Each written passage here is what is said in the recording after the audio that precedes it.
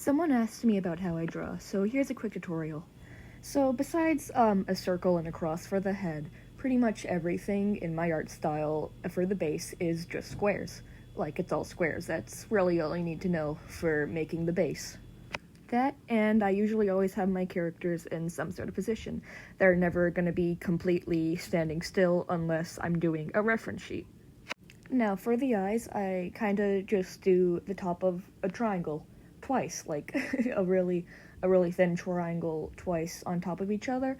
I then add another square as the eyes, and for the under eyes, you can either not do it, or you can just do two lines and add eyelashes as you would like. After that, you pretty much follow the guidelines for making the bottom of the head as well as the neck. Then I start with the front hair, and after the front hair, you can make the head connect to the front to make sure there's, like, no gaps or anything. I do the back hair after I do the body, so we're not going to start on that yet, unless you want to. This is just my way of how I draw. Whenever you're drawing the shirt, or the clothes, there's not really many guidelines. The only thing I do is I try to keep clothing as simple as possible, and whenever drawing the bottom of the shirt, I make it fold a little bit to signal, hey, this is the end of the shirt. The clothes should not blend into each other. I also typically add wrinkles to the sleeves and the pants where the limbs bend.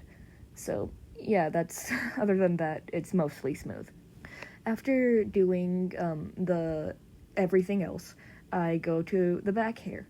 I didn't go into depth whenever I was doing front hair, but I usually just make a bunch of curly lines. I can't draw straight hair for the life of me, I don't know why, so I always try to make it have some sort of shape.